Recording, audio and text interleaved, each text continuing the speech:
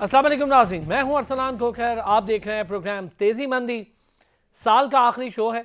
2021 कैसा रहा, मईशत के लिए 2021 कैसा रहा। हुकूमती फैसलों की बुनियाद पर अगर देखा जाए तो मईशत के एदाद शुमार 2021 में कैसे रहे और उनके असरात आने वाले साल यानी 2022 में क्या होंगे, इस पर बात करेंगे। इंडस्ट्री के लिए, कारोबार के लिए कैसा रहा। करंट अकाउंट खसारा 2021 में काबू में रहा, लेकिन इख्तिताम पर अचानक से बेकाबू हो गया। कर्ज की भरमार हो गई, बैन अवी हो या कौमी सतह पर लिया गया कर्ज हो, हुकूमत ने बेतहाशा कर्ज लिया। IMF के साथ डील्स होती रहीं और इख्तिताम भी मिनी बजट पर हुआ है इस साल का। तो कुल मिलाकर आज बात करेंगे कि मईशत के लिए साल कैसा रहा, आने वाला साल इसी मईशत के फैसलों के तनाजुर में कैसा होगा, और फिर जो प्रेशर गवर्नमेंट पर रहा, जो प्रेशर आवाम पर महंगाई की सूरत में रहा। 2021 आवाम के लिए इंतहाई भुरकस निकाल देने वाला साल है। बिजली महंगी हुई, गैस महंगी हुई, खाने पीने की अशिया महंगी हुई। अब ये जो मिनी बजट है, इसमें बहुत सारी ऐसी चीज़ें महंगी हुई हैं जिस पर गवर्नमेंट ये कह रही है वो लग्जरी आइटम है। लेकिन ज़रा मैं जानना चाहूँगा कि मिर्चें लग्जरी आइटम है, बच्चों के लिए जो दूध है इन्फेंट्स का, क्या वो लग्जरी आइटम है? चूँकि वो अब घर घर में पिलाया जाता है, तो लग्जरी आइटम के लिए डिफ्रेंशिएट करेगा कौन? किस तरह से लग्जरी आइटम, किस बात को और किस चीज़ को कहा जा सकता है? और लग्जरी आइटम कह के 200 अरब रुपए का कोई बोझ नहीं होता, ये भी कहा गया वजीर ख़जाना की जानिब से। इन सारी चीज़ों पर बात करेंगे। नईम सिद्दीकी साहब माहिर इक्तिसादियात हैं, इन्होंने हमें ज्वाइन किया है स्टूडियोज़ में। सनाउल्लाह मरवत साहब कैपिटल मार्केट एक्सपर्ट हैं। स्टॉक मार्केट पर बात होगी, पूरा साल स्टॉक मार्केट कितने दबाव में रही, 2022 में स्टॉक मार्केट दबाव से निकल पाएगी या नहीं, इसी तनाजुर में बात करेंगे। और इसके साथ साथ राना एहसान अफजल खान साहब ने ज्वाइन किया है, माहिर मुआशियात। बहुत शुक्रिया तीनों हजरात का। नईम साहब, सर पहले तो आपकी बारी। मिनी बजट पर तोहफा दे गई गवर्नमेंट इख्तिताम पर हमें, और कहा यह जा रहा है कि 200 अरब रुपए का कुछ टैक्स को ऐसा बोझ नहीं है, महंगाई का तूफान नहीं आएगा, वावेला ना किया जाए। ना करें फिर। शुक्रिया अरसलान साहब, बड़ी इंटरेस्टिंग बात है कि वो कहते हैं कि आप जिस किस्म के हर्ड में जाते हैं ना तो वहाँ की बोली बोलना शुरू हो जाते हैं। शौकत तरीन साहब जब ये हुकूमत में नहीं थे तो वो इन सब चीज़ों के ख़िलाफ़ थे, जिस पे आज उन्होंने एक, मैं किसी TV चैनल पे उनका एक छोटा सा क्लिप मैंने सुना कि कोई तूफ़ान नहीं आ गया, कोई इतना बड़ा मतलब बजट नहीं लग गया। 343 अरब रुपए के आपने जो छूट जो हैं वो एग्जामेशन जो है वो ख़त्म कर दिए हैं। फिर आप कहते हैं जी सिर्फ 70 अरब की आपने एग्जामेशन ख़त्म किए, बाकी तो आपका एडजस्टेबल है। भाई जो एडजस्टेबल है वो लोगों ने देना है। हम पहले दिन से एक बात ये कहते हैं कि भाई आप जो जितने लोग ऐवान असम्बली में बैठे हैं, क्या वो इस बात पे क्यों नहीं गौर करते कि हमने टैक्स नेट को बढ़ाना है। हमने उन लोगों को टैक्स नेट में लेके आना है कि जो टैक्स नेट में नहीं है, जिनकी आमदन उनके असासे उनकी आमदन से भी ज़्यादा है, बल्कि उनकी आमदन इतनी है कि वो टैक्स कई नेट लोग में आते हैं। बैठे हैं, अभी हालिया रिपोर्ट आई थी, कई लोग असेंबली में बैठे हैं जो कि टैक्स 100 नेट को दूर की बात, टैक्स के किसी किस्म के सिस्टम में नहीं है। 100 मेंबरान असम्बली में ऐसे हैं जो कि रिटर्न ही नहीं देते, यानी कि जिनकी टैक्सेबल इनकम ही नहीं है। तो कहने का मकसद ये है कि आपने शुरू दिन से हमारे पिछले 30-40 साल से हम देख रहे हैं रिगरस टैक्स रजीम की तरफ हम जा रहे हैं, हम इनडायरेक्ट टैक्सेशन की तरफ जा रहे हैं। अभी भी जो मिनी बजट आया है, IMF का दबाव है कि जी 12 जनवरी तक आपने तो, अब ये भी डिले हो जाएगा क्योंकि 14 जनवरी 14 दिन तो चाहिए इसको अप्रूव करने के लिए, तो 14 जनवरी से पहले ये अप्रूव भी नहीं हो सकता।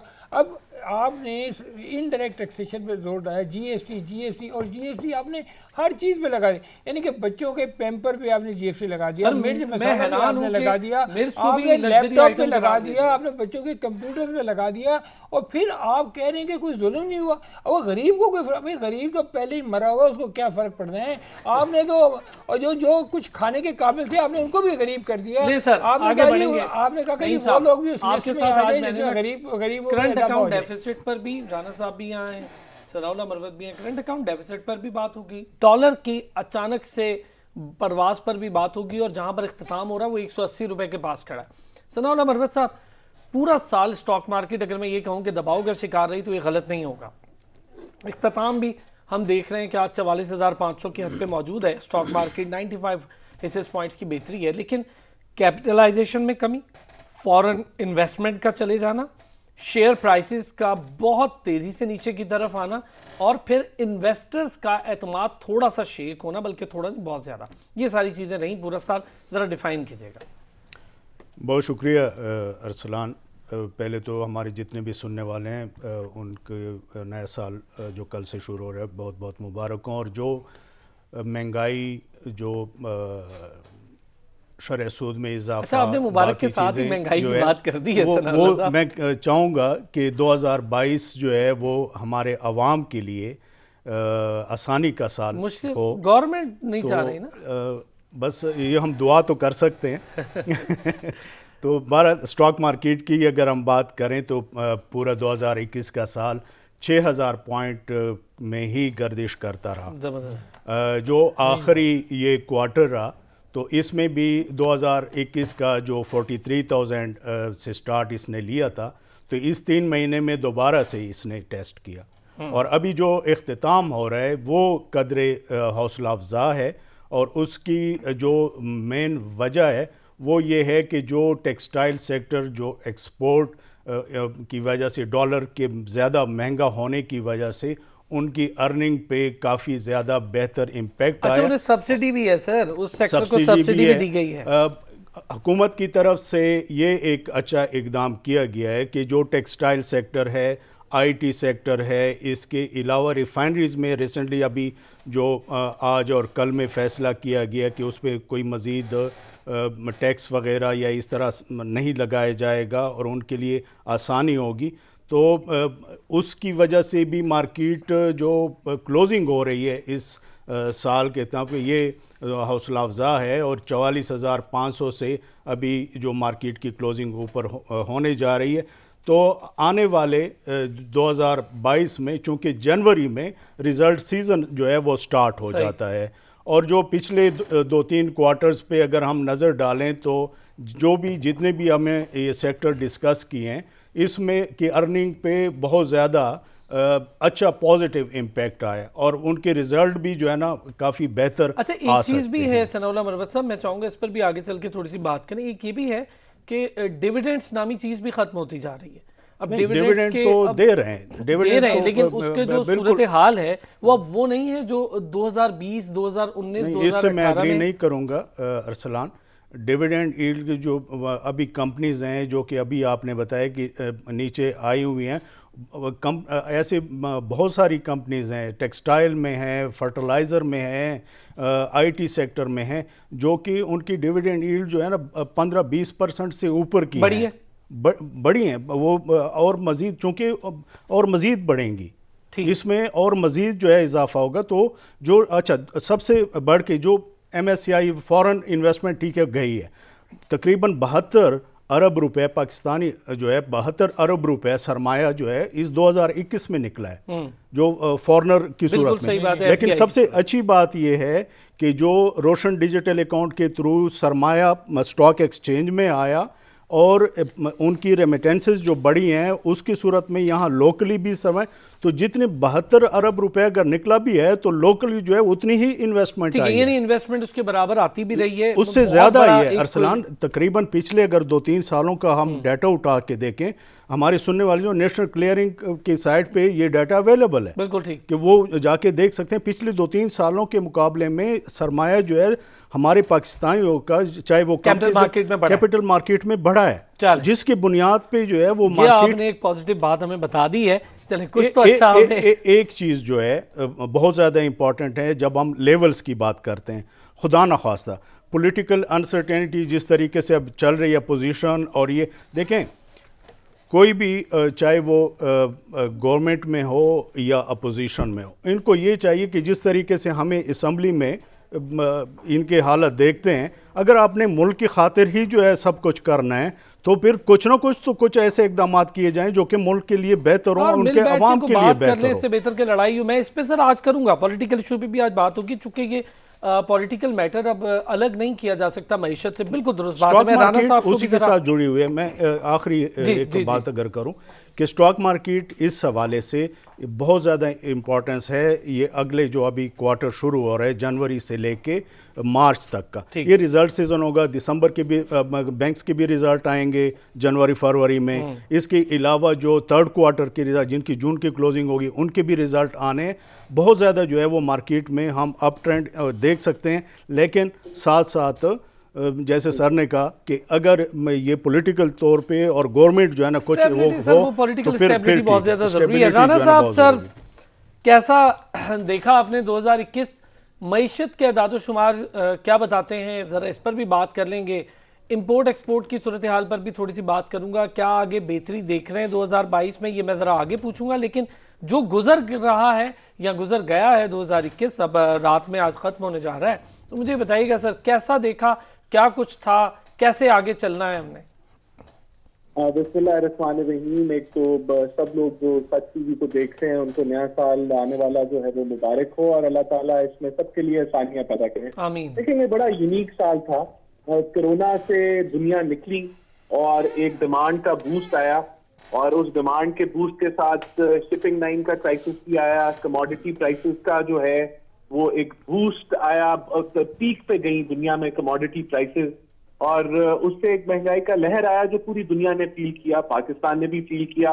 पाकिस्तान ने दुगना फील किया क्योंकि हमारा रुपया जो है वो 155 पे भी आया और 100 के बगैर पे आया और फिर 180 तक जो है वो गया। इसी तरह सूद की शरह 7% पे थी इसी साल के अंदर और इसी साल के अंदर 9.25% पे भी आ गई। इसी तरह इस साल के अंदर करंट अकाउंट डेफिसिट हुकूमत ने तबले बजाए और खुशियां मनाई कि पॉजिटिव हो गया है और इसी साल के पहले इस फाइनेंशियल ईयर के 5 महीनों के अंदर $7 अरब पे करंट अकाउंट डेफिसिट जो है वो चला गया। तो मैं समझता हूँ इस साल के अंदर हमने बहुत कुछ देखा। हमने जो है इंटरेस्ट रेट बढ़ते हुए देखे, हमने इन्फ्लेशन जो है वो हाईएस्ट लेवल पे 21% पे SPI इन्फ्लेशन गई जो कि मैं समझता हूँ दुनिया की टॉप 5 महंगाई के मुबालिक में आती है। तो बड़ी अनसर्टेनिटी रही इस साल के अंदर और जो है मैं समझता हूं कि आगे आने वाले टाइम में जो है वो जो हमारे चैलेंजेस हैं वो रुपए की कदर है, IMF के साथ प्रोग्राम के अंदर दोबारा जाना है, फिर उसकी जगह जो मिनी बजट आ रहा है उसके इम्पैक्ट हैं। तो आगे आने वाला टाइम भी मैं नहीं समझता कि कोई बहुत आसान होगा, लेकिन ये कि चैलेंजेस हैं बड़े और हमने इसी साल के अंदर मैं ये जरूर मेंशन करना चाहूंगा कि ये देखा कि चौथा वजीर खजाना पाकिस्तान को मिला, हफीज शेख गए और शौकत तरीन साहब आए, इसी तरह नए FBR के चेयरमैन आए, नए फाइनेंस सेक्रेटरी आए।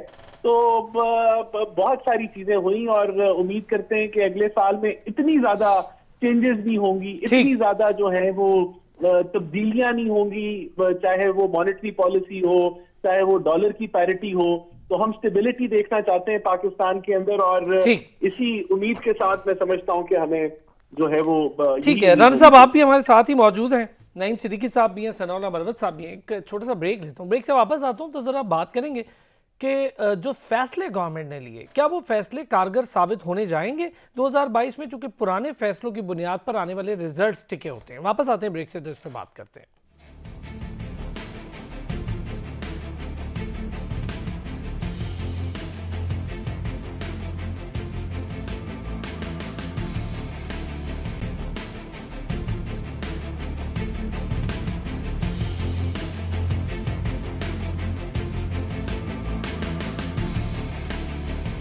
वेलकम बैक जी। जो 2021 है स्टॉक मार्केट के हवाले से बात ज़रा इसलिए भी ज़रूरी है चूँकि स्टॉक मार्केट टोटल हम इंडिकेटर नहीं कहते उसको मैशियत का, लेकिन इन्वेस्टमेंट के लिहाज से एक ऐसा ज़रिया ज़रूर है लोगों के लिए जिसमें लोग ये समझते हैं कि अगर आपके पास 5 से 10 लाख रुपया हो तो आप अपनी इन्वेस्टमेंट करें और कुछ फ़ायदा उठा सकें। तो लोगों के जहन में ये एक आसान और बेहतर हल हमेशा से है और अब उसकी सूरत हाल जिस तरह चल रही है तो थोड़ा लोग घबराते भी हैं, डरते भी हैं। रोज़ाना की बुनियाद पर ट्रेडिंग करने वाले लोग, जिसे capital market experts intraday trading कहते हैं, उनकी सूरत हाल क्या है।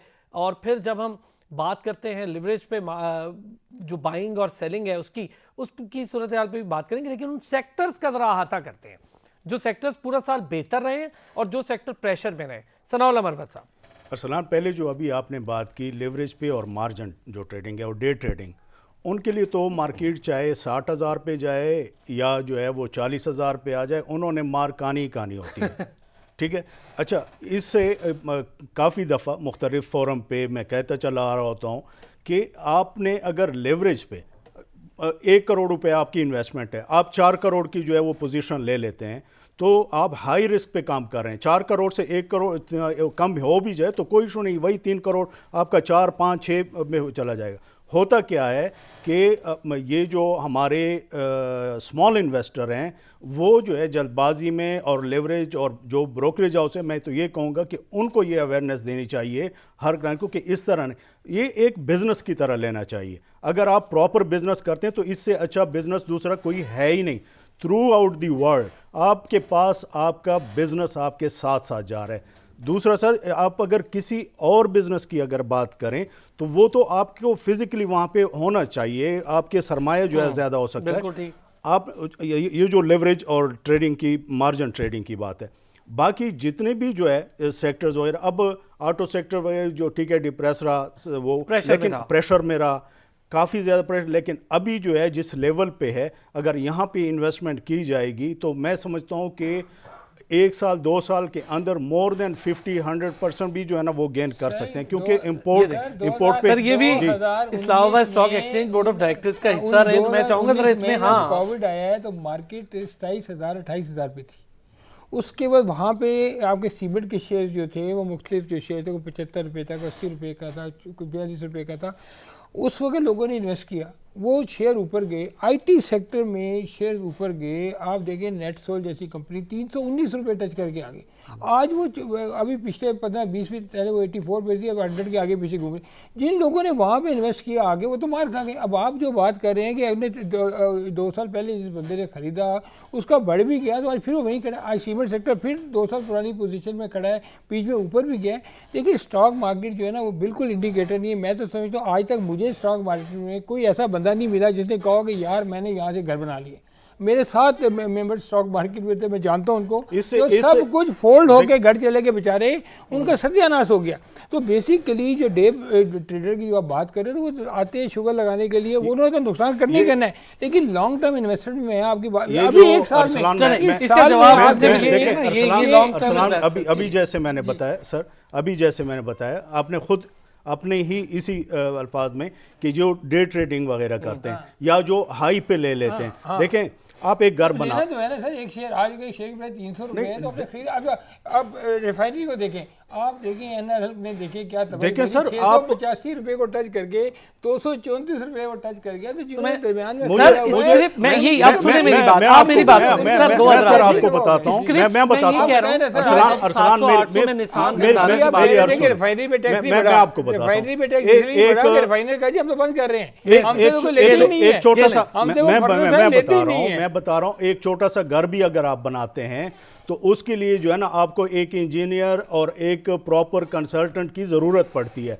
आप ये नहीं कर सकते कि खुद आप लेबर वगैरह मार्केट में आपको बंदा कहती है कि मेरे पास कोई विजन है, मैं को प्रेडिक्ट कर सकता हूं, सॉरी टू से ये जहांगीर सिद्दीकी यहाँ इनके सामने ये बैठे 1300 रुपये तक गए, 800-900 में तो बहुत ट्रेड हुआ है। सर मेरी देखिए मैं इसी इंडस्ट्री से हूँ।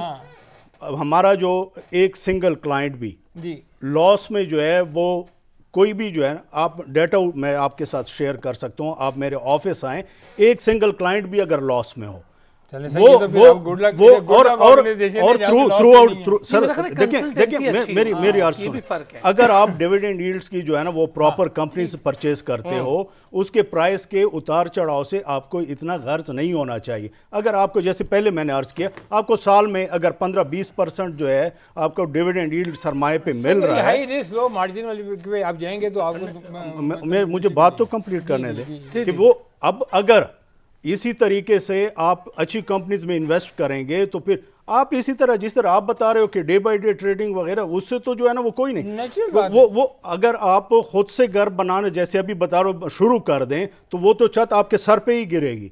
आपको प्रॉपर जो है एडवाइस के साथ, हम इसी वजह से बैठे हैं, एडवाइस के साथ अगर आप करोगे तो आपको साल में डिविडेंड भी मिलेगा, बोनस भी मिलेगा और प्राइस वाइज भी आप गेन कर थ्रू आउट दी वर्ल्ड। मैं पाकिस्तान की बात सर नहीं कर रहा, पूरी दुनिया में उस बंदे ने जिसने इन्वेस्टमेंट की है और कम से कम 1-2 साल जो है इन्वेस्टमेंट किया प्रॉपर, आखिरी बात मैं करूंगा, वो इन्वेस्टमेंट की हो एक बंदा भी जो है ना लॉस में नहीं होगा। और एक सर की बात बिल्कुल इससे मैं एग्री करता हूं कि अगर डे बाय डे ट्रेडिंग या लेवरेज पे कोई काम करेगा, पूरी दुनिया में जैसे सर खुद बता रहे हैं, एक बंदा भी प्रॉफिट में नहीं होगा।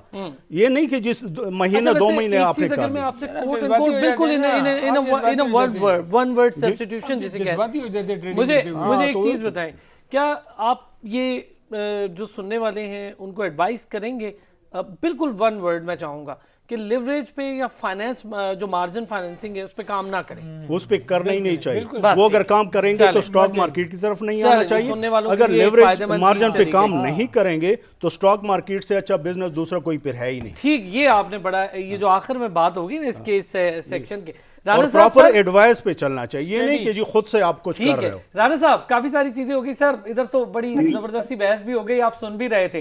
राणा साहब ये बताएं, कर्ज बढ़ता है हमारा और हम कर्ज को कम करने या कर्ज वापस करने के लिए फिर एक नया कर्ज लेते हैं। हम सऊदी अरब का कर्ज उतारने के लिए चाइना से ले लें, चाइना का कर्ज उतारने के लिए किसी और से ले लें, क्या ये इफेक्टिव प्लान रहा है अब तक? देखिए, मेरी बात से हमें कर्ज लेना पड़ेगा। हमें जब तक हमारा ट्रेड इम्बैलेंस है और करंट अकाउंट डेफिसिट रहेगा तो हमें ऑब्वियसली इंटरनेशनल बोरोइंग के ऊपर जो है इन्हिसार रखना होगा।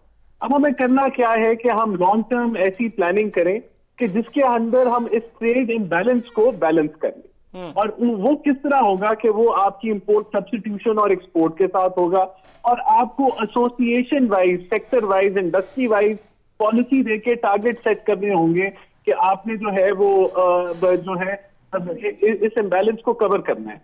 तो वो जब तक नहीं होगा तब तक हमें बोरोइंग करनी होगी, और इसके ऊपर हमें परेशान नहीं होना चाहिए। देखिए, बोरोइंग कुछ नहीं कहती अगर आपकी वो एक जीडीपी की परसेंटेज जो आपने तय की थी 60% उसके अंदर रहे। अगर आपकी जीडीपी का साइज ग्रो कर रहा है और उसके मुताबिक आप बोरोइंग जो है एज ए परसेंटेज आप जो है वो एब्सोल्यूट टर्म्स में बढ़ रहा है तो वो आपको हर्ट नहीं करता।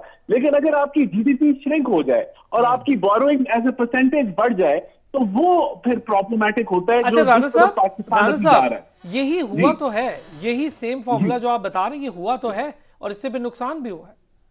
जी बिल्कुल। अब हमारी जो डेट सर्विसिंग है वो हमारे जो एफपीआर की कलेक्शन है या जो हमारे पाकिस्तान के रेवेन्यूज हैं उसका बड़ा हिस्सा खा जाती है। कि अब मैं समझता हूं कि आपकी जो डिफेंस होती थी जिसको बड़ा डिस्कस किया जाता था, अब डिफेंस से बड़ा खर्चा आपकी डेट सर्विसिंग बन गया है। तो कर्जे अगर उस हद तक आपके चले जाएं और आप अपनी फिस्कल साइड पे रेवेन्यूज जो है आप उनको ना इकट्ठा कर सकें, जिस तरह एफपीआर जो है पहले 3 साल इस हुकूमत के तकरीबन कोई ग्रोथ नहीं नजर आई। इस साल हमें 18% के करीब जो है वो ग्रोथ हम लोग कर रहे हैं, प्रिडिक्ट के 18 से 25% के दरमियान एफडीआर की ग्रोथ होगी। तो अल्लाह करे। तो ये देखें, आपको आपके पास करंटली ना फिस्कल स्पेस अवेलेबल है, ना आपके पास जो है वो आपको करंट अकाउंट डेफिसिट जिस तरफ जा रहा है आपको बोरोइंग करनी पड़ रही है। और जो आईएमएफ है वो भी आपको यही सबक सिखा रहा है कि भाई ये जो सर्कुलर डेट है ये आप इसको खुला नहीं छोड़ सकते, इसको आपको लगाम लगानी पड़ेगी, आपको रिफॉर्म्स करनी पड़ेंगी। अगर आप नहीं करेंगे तो आपको रेट्स बढ़ाने पड़ेंगे। और इसी तरह आपका जो फिस्कल डेफिसिट है, आपके अखराजात और आपका जो रेवेन्यू है उसके अंदर बहुत बड़ा फर्क है और ये भी सस्टेनेबल नहीं है। इसको भी आपको काबू करना पड़ेगा। इसके लिए आपको इजाफी टैक्सेस लगाने पड़ेंगे। तो ये वो सारी चीजें हैं जिनको अगर हम नहीं कंट्रोल करेंगे, हम जब फॉरेन बोरोइंग के लिए जाएंगे तो वो फॉरेन इंस्टीट्यूट आपके को डेफिनेटली कहेंगे कि आप put your house in order. और ये हाउस इन ऑर्डर ही किया जा रहा है। देखिए, अगर यही रेवेन्यूज आज एफडीआर के हमारे 8 ट्रिलियन पे होते तो हालात कुछ और होते और होने चाहिए थे। मैं समझता हूं कि नहीं हुए क्योंकि आपने एफडीआर में कोई रिफॉर्म्स नहीं देखी। आप अभी तक जो है। अच्छा राणा साहब, एक चीज और भी मैं इसमें ऐड करूं कि रिफॉर्म्स अपनी जगह, रिफॉर्म्स का बहुत बड़ा इशू है, लेकिन नईम साहब क्या इस बात से एग्री करेंगे कि इकोनॉमी श्रिंक होने के साथ साथ आम आदमी के लिए बहुत ज्यादा टाइटनिंग पोजीशन है? नईम साहब, ये बिल्कुल सही बात है कि आम आदमी के लिए जो है वो हुकूमत खुद कहती है कि ये गरीब जो है ना उससे इफेक्ट नहीं करेगा, लेकिन गरीब की डेफिनेशन ही उन्होंने दी क्या है। क्या वो आदमी जिसको खाने को रोटी नहीं मिलती, या वो आदमी जो दिहाड़ीदार मजदूर है, यानी कि जो वो लोग हज़ारों लोग जो सफ़ेद पोश हैं उनको तो आपने और नीचे धकेल दिया गुर्बत की तरफ। अब जो राणा साहब बात करते हैं उसको थोड़ा सा मैं ऐड कर दूं कि ये जो अब गवर्नमेंट जो ये मेजर ले रही है, हमें फिजिकल डिसिप्लिन की तरफ जाना है। जब तक हम फिजिकल डिसिप्लिन की तरफ भी जाएंगे हमारे मामला ठीक नहीं हो सकते। देखिए हम आपके प्रोग्राम में मैंने कई दफ़ा ये बात कहा कि पॉलिटिकल स्टेबिलिटी मशरूत है इकोनॉमिक स्टेबिलिटी बिल्कुल से, और अब जाके हुकूमत ने भी इस बात को माना और ये नेशनल जो सिक्योरिटी पॉलिसी है उसका हिस्सा हो गया। लेकिन सर मिनी बजट वाले मामले में आपने देखा नहीं क्या हुआ? किसमें मिनी बजट वाले मामले में कौमी असेंबली में क्या हुआ? आपको बता क्या रहा हूं वहाँ तो कोई एक अच्छा, पेज अब पर क्या- होना अब मुश्किल है हमारे। आप देखिए अपोजिशन भी इस वक्त खामोश है। कल के इजलास में दोनों अपोजिशन लीडर बड़े नहीं आए, ना शहबाज शरीफ साहब बड़ी आए, ना हैरत की बिलावल बात भुट्टो है कि साहब। वो इतनी क्योंकि- बातें करते अच्छा, हैं, देखिए, लेकिन वो वो जब भी ऐसे उनको- अहम मौके उनको होते हैं तो पता है गायब कि हो जाते हैं। हुकूमत, आप देखिए ये 22वां हमारा प्रोग्राम है IMF के था, हमने मार्च में साइन किया और जो वज़ीर ख़ारजा ने साइन किया उसको भी हमने मतलब फारिग कर दिया। अब इस प्रोग्राम में हम साइन तो कर लेते हैं लेकिन जो उनकी रिक्वायरमेंट है वो हम पूरी नहीं करते। जब हम पूरी नहीं करते बड़े प्रेशर आता है। फिर दूसरे जो फंड मैनेजर है ना बाकी मुल्कों के, जैसे वर्ल्ड बैंक है या एशियन डेवलपमेंट बैंक है या और जो डोनर एजेंसी है, वो देख रही होती है IMF की तरफ कि IMF के साथ जो आप के लोनिंग हो रही है उसमें आप उनकी शराइत में कितना पूरा उतरते हैं। अभी देखिए हम आके बिल्कुल एक जो है ना कॉर्नर हो गए और यहाँ आके हमने फैसला किया कि उन्होंने कहा जी आप ये पैसे इकट्ठे करें।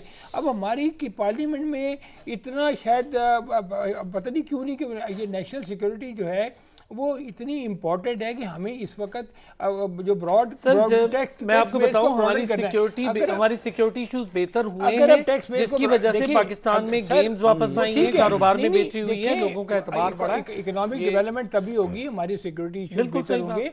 और हमें इस वक्त बहुत ज़्यादा अभी इस वक्त इस सब पॉलिटिकल पार्टी से बालातर होके, हुकूमत अपोजिशन से बालातर होके पूरी कौम को और हमारे जितने इकोनॉमिस्ट भी हैं ख़ास तौर पे जो हमारे गवर्निंग बॉडीज हैं उनको ये सोचना है कि किस तरह इस मुल्क को इस मुश्किल से निकालना है। अगर हम समझते हैं कि अभी जो FBR का रेवेन्यू इंक्रीज हुआ है तो अगर आप उसको देखेंगे तो इंपोर्ट बेस वो रेवेन्यू इंक्रीज हुआ है। जो अच्छा, नहीं साहब, लेकिन एक बात है, अगर गवर्निंग बॉडीज की आप बात करें या मैं दीगर की, तो जैसे चेंबर ऑफ कॉमर्स है, federation of Pakistan chamber of commerce and industry है, तो क्या somebody from government is ready to talk with them? नहीं, बिल्कुल नहीं। इसलिए कि दोनों एक पेज पे नहीं है, दोनों एक बात को समझ नहीं रहे। आप एक सेक्टर है फॉर एग्जाम्पल कंस्ट्रक्शन, उसको आप टोटल मिनिस्ट्री दे रहे हैं। एक सेक्टर है जिस अभी देखें हम जितना मर्जी लोकल इंडिजिनस डेवलपमेंट कर लें, हमारा डॉलर नहीं हम बना सकते पाकिस्तान सर, में। अब ये जो डॉलर जो बाहर से डॉलर है कमाने ना, हैं इसके ऊपर उसके लिए हमें बहुत जबरदस्त किस्म की इंडस्ट्री लगानी अच्छा, है। एक चीज इंडस्ट्री नईम साहब, आपने जो ये बात की है ना पॉलिटिकल, मैं चाहूंगा थोड़ा सा इस पे मैं सनाउल्लाह साहब से भी और राना साहब का एक छोटा सा इस पे व्यू इसलिए ले लूं कि उनकी एफिलिएशन भी है। तो राना सनाउल्लाह अपना राना एहसान अफजल खान साहब, मुझे सर ये बताइएगा कि क्यों आपको लगता नहीं है कि शहबाज शरीफ साहब को भी और बिलावल भुट्टो साहब को भी होना चाहिए था? इतने अहम मौके पर दोनों गायब होते हैं और तकरीरों में बहुत ज्यादा बातें करते हैं। देखिए, असल में ये जो ओपनिंग डिबेट होती है, ये जो पार्लिमानी लीडर्स होते हैं ये कर लेते हैं। ये डिबेट अभी चलेगी, ये खत्म नहीं हुई। इसके अंदर मैं समझता हूँ कि बिलावल भुट्टो साहब या शहबाज शरीफ साहब जो हैं उनकी पार्टिसिपेशन लाजमी है। लेकिन ये डिबेट वन डे डिबेट नहीं है। असूली तौर पे तो ये इसको एक्सटेंड होना चाहिए 4, 5, 6 दिनों के लिए, जब तक मेजॉरिटी ऑफ द असेंबली जो है वो अपनी राय दे, इसके ऊपर डिस्कशन हो। अगर तो हुकूमत ऐसा करना चाहे, लेकिन अगर हुकूमत की ये पॉलिसी हुई कि इसको हम एक आधे दिन में रैप अप कर देंगे तो वो फिर पार्लियामान की जो है मैं समझता हूं कि बदकिस्मती होगी और जमहूरियत की बदकिस्मती होगी। लेकिन असूली तौर पे असूल ये कहता है कि ये आपकी बात बिल्कुल दुरुस्त है, but who will oppose that? अगर कोई होगा ही नहीं असेंबली में तो हम यही कहते हैं कि बदकिस्मती, अपोज के लिए तो अपोजिशन होती है ना। नहीं, जब जहां वोटिंग डे होगा उस दिन तो मैं समझता हूं कि लाजमी है कि ऑपोजिशन अपने नंबर्स पूरे करे। बल्कि अगर ऑपोजिशन समझती है कि ये मुल्क दुश्मन बजट है या अवाम दुश्मन बजट है तो उसके ऊपर फिर ऑपोजिशन को चाहिए है कि वो हुकूमती कोalition को भी अप्रोच करे, हुकूमती नुमाइंदों को भी अप्रोच करे कि इसके लिए वोट ना किया जाए। चले इस पे थोड़ी सी और भी बात मैं नहीं सब ये बजट अप्रूव हो जाएगा और अपोजिशन की वजह से अप्रूव होगा, ये मैं आपको बताऊं। जैसे पहले बिल अप्रूव सारे हो गए, सारा कुछ हो गया है, ऑर्डिनेंस भी पास हो गया, सारा कुछ पास हो गया और अभी यही होगा, अभी यही होगा, कोई मसला। अच्छा सनाउल्लाह मरवत साहब, एक चीज़ मुझे ये बताएं, हमने देखा है कि बड़ा एक चेंज है, वो है ब्रोकरेज हाउसेस की कमी में। कई ऐसे ब्रोकरेज हाउसेज हैं जो चलते हुए बंद हुए हैं, कराची में, लाहौर में और दीगर यहाँ इस्लामाबाद में भी इस्लामाबाद में तो बहुत बंद है। काफ़ी ज़्यादा बंद हुआ, इसकी क्या वजह देख रहे हैं? इसकी एक वजह तो ये है कि SECP की जो रूल्स एंड रेगुलेशन है वो काफ़ी जो है वो स्ट्रिक्ट की गई हैं, जिसकी वजह से वो फिर नहीं चल पाए। जो बड़े हाउसेस हैं उनके लिए अब ये बड़ा अच्छा पॉइंट आपने रेज़ किया है, तो ये SECP को इस बारे में लाजमी सोचना चाहिए कि जो छोटे ब्रोकरेज हाउसेस हैं अगर वो नहीं चलेंगे और इन्हीं की बड़े जो जितने भी हाउस हैं उनकी मनमानी होगी या इस तरह, तो स्टॉक मार्केट के लिए ये कोई इतनी अच्छा जो है ना नहीं है, खुशाइन नहीं है। ये जितने ज़्यादा हाउसेस बढ़ेंगे उतनी ही ज़्यादा जो है वो क्लाइंटेज बढ़ेगी। एक अच्छा इकदाम जो है वो पाकिस्तान स्टॉक एक्सचेंज की तरफ से हो रहा है कि पहले जो इन्वेस्टर्स वगैरह के लेवल पे इतनी अवेयरनेस नहीं होती थी, अब हर महीने जो इस्लामाबाद बेस्ड और लाहौर में, कराची में इस तरफ जो है वो किया गया कि ताकि लोगों में अवेयरनेस बढ़े। लेकिन आपका पॉइंट सेमिनार होते हैं उसमें हम खुद भी जाते हैं। ये बहुत ही वैलिड पॉइंट है कि SECP को ये लाजमी करना चाहिए कि ब्रोकरेज हाउस बजाय इसके कि कम हो ज़्यादा हों। इसी सिलसिले में नेशनल क्लियरिंग ने जो इकदाम उठाया है, जैसे रोशन डिजिटल अकाउंट के थ्रू, डिजिटल अकाउंट के थ्रू, जो बायोमेट्रिक था वो ख़त्म हो गया, अब OTP वन टाइम पासवर्ड के थ्रू ही अकाउंट ओपन हो जाते हैं, आसानी हो गई है। तो अगर हाउसेस बढ़ेंगे ब्रोकरेज तो इस इंडस्ट्री को और ज़्यादा जो है, इस इंडस्ट्री पाकिस्तान के लिए भी रेवेन्यू वगैरह काफ़ी जनरेट हो सकता है। नहीं साहब, सर क्या हो सकता है 2022 में जो फैसले किए हैं हुकूमत ने मईशत के लिहाज से? मिनी बजट अब हो जाना है, आप खुद कह रहे हैं पास हो जाएगा, सारा कुछ हो जाएगा।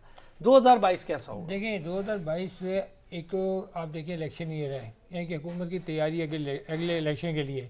अब हुकूमत जो ये करी है, जैसे आप देखें सेहत कार्ड हैं, दूसरे प्रोग्राम बिल्कुल आखिर में आके वो काम भी शुरू होगा। अच्छा, अब हुकूमत जो है ना, जो वोटर है, आप देखें ना बाई एंड लार्ज वोटर की तादाद गरीब वोटर ज़्यादा है, अमीर वोटर कम है। अब आपने उसकी नफ्सियात के साथ प्ले करना है कि साइकोलॉजिकल आप कैसे प्ले करें, मतलब क्या वो सारे करते हैं। अब जैसे ये कह रहे हैं कि 2 अरब रुपए का सिर्फ फ़र्क पड़ेगा, यानी कि 343 अरब में वज़ीर ख़जाना साहब कह रहे हैं कि 2 अरब रुपए का बोझ पड़ेगा, बाकी से बढ़ जाए। ये बात अगर किसी आप पैशेदान को कहेंगे तो शायद उसको भी समझ में आए, और आम आदमी की तो समझ से ये बाहर है कि फिर इतने ज़्यादा 343 अरब रुपए के टैक्स लगाने की ज़रूरत क्या थी। अच्छा, ये बताइए 59 अशिया पर bakery, branded food item, GST की छूट खत्म हुई है, अद्वियात, खाम माल $200 से महंगे imported mobile phone, jewellery, mining पे, परचून के ऊपर, शाशे में फरोख्त वाली चीज़ें। सबसे बड़ी बात है कि कंप्यूटर और लैपटॉप के ऊपर आपने टैक्स लगा दिया है। सर ये अब यूटिलिटी है, ये लग्जरी नहीं है। मैं आपको सिर्फ यहाँ ये बताता हूँ कि अगर गवर्नमेंट को सिर्फ यही पता चल जाए कि इंडिया ने पिछले साल $151 बिलियन का IT एक्सपोर्ट किया है,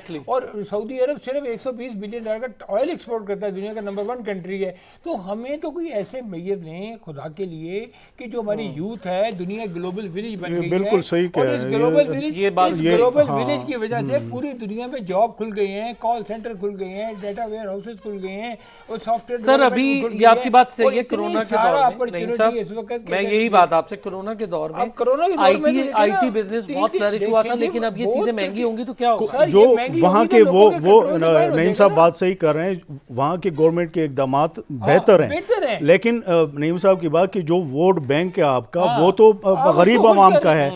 अगर आप सब्सिडी वगैरह जो है छोटे आइटम पे, जो घी है, दालें हैं, छोटी चीजें हैं। अच्छा एक चीज नहीं साहब, आप 2 हज़रात से एक चीज पहले, दोनों घी पर वजीर खजाना ने कहा कि हमारे कंट्रोल में नहीं, तो क्या चीज कंट्रोल में है? कुछ कंट्रोल में नहीं है। देखें कंट्रोल, नईम साहब कंट्रोल में नहीं, नईम साहब की बात कि कंट्रोल में गरीब आवाम के लिए आपको कुछ ना कुछ करना पड़ेगा, वोट उसी का है। तो कैसे करेंगे? वो तो नहीं करेंगे तो फिर आप कैसे आएंगे दोबारा से? अगर चाहे ऊपर आप कुछ भी कर दें, इकदाम अच्छे भी कर दें। बुनियादी तौर पे आप इनडायरेक्ट टैक्सेशन से निकलें। खुदा के लिए हम 30 साल से कहते कहते मर गए कि आप नए एवेन्यूज तलाश करें। 2 ही तरीके हैं, आप टैक्स रेट बढ़ाएं, टैक्स को कम करें और टैक्स को बढ़ाएं। ये बड़े बड़े मईशतदान, बड़े बड़े लोग ये बात आपको कह रहे हैं। आपको ये बात क्यों, मतलब फियर की पोजीशन में क्यों हैं आप इस वक्त? अच्छा आप सर, एक चीज मुझे बताएंगे नहीं साहब, पहले आपसे आखिर में एक बात मैं करता जाऊं, खुदा के लिए इस मुल्क में एक तो सिंसियरिटी लेके आए, इंडस्ट्रीज के साथ बैठें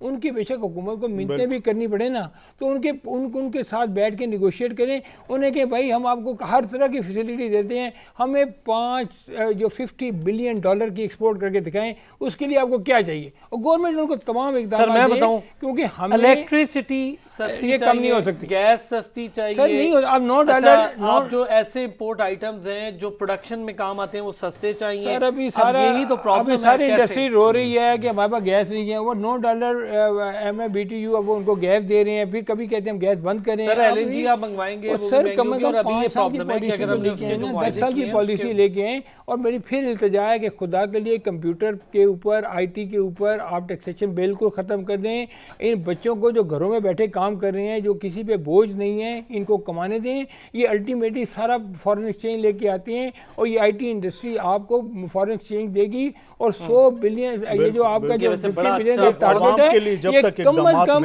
अगर हुकूमत इसको प्रॉपर पैटर्नाइज करे तो $10 बिलियन सालाना आपको सिर्फ IT इंडस्ट्री में मिल सकता है। तो खुदा के लिए इस पे थोड़ा सा जोर दें। अच्छा जी सर, नहीं सनाउल्लाह मरवत साहब, 2022 स्टॉक मार्केट के लिए कैसा देख रहे हैं? सेम फिर अगेन नेम सा वाली बात है कि ये सारी चीज़ें अगर आवाम के लिए और ये सब कुछ बेहतर हो जाए तो स्टॉक मार्केट में काफ़ी गुंजाइश है। उसमें इतने अच्छे अट्रैक्टिव लेवल पे सारी IT सेक्टर है, टेक्सटाइल है, फर्टिलाइज़र है, रिफाइनरीज, ऑयल सेक्टर में, बैंकिंग, फार्मास्यूटिकल सेक्टर में काफ़ी ज़्यादा जो है वो अट्रैक्टिव लेवल्स हैं। यहाँ पे इन्वेस्टमेंट बिल्कुल बन सकती है। लेकिन फिर मैं बात वही नेम से वाली बात कि सारी चीज़ों को एक साथ लेके चलना होगा। अगर आप आवाम को रिलीफ नहीं दे सकते, उनको रिलीफ देंगे, तकलीफ ना दें, तो आप आगे जो है वो फिर ऊपर से कुछ भी आप इकदाम कर लें, लेकिन आखिर आपने अवाम की तरफ ही जाना होगा। वहां से अगर आप अवाम की तरफ जाएंगे, ये अपील करते हैं कि आपके भी उतने ही अच्छे दिमाग हैं, हमारे तो इतने अच्छे दिमाग नहीं है। हम वही सोचते हैं कि खुदा के लिए जब हुकूमत की हुकूमती बेंचों के साथ बैठती हैं तो अपनी सोच को भी कायम रखें, और उनको मुल्क के डेवलपमेंट के लिए, हमारी फाइनेंशियल स्टेबिलिटी के लिए, हमारी इकोनॉमिक डेवलपमेंट के लिए उसको इस्तेमाल कीजिए। बहुत शुक्रिया सनाउल्लाह मरवत साहब, capital market expert, Naeem Siddiqui साहब माहिर इक्तिसादियात, राना एहसान अफजल खान साहब माहिर मुआशियात हमारे साथ मौजूद थे। कोशिश की कि साल का आखिरी प्रोग्राम ज़रा इसी धारे में करें कि जो कुछ हो गया सो हो गया, आने वाला साल कैसा होगा। उम्मीद है इंशाल्लाह आने वाला साल आप सबके लिए बेहतरी का पैगाम लेकर आएगा। अपना ख्याल रखिएगा।